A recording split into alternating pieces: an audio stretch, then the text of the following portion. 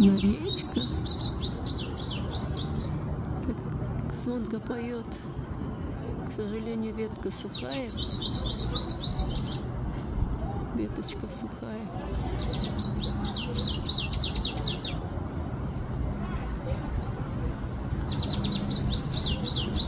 Она сидит очень далеко, очень высоко, она такая маленькая.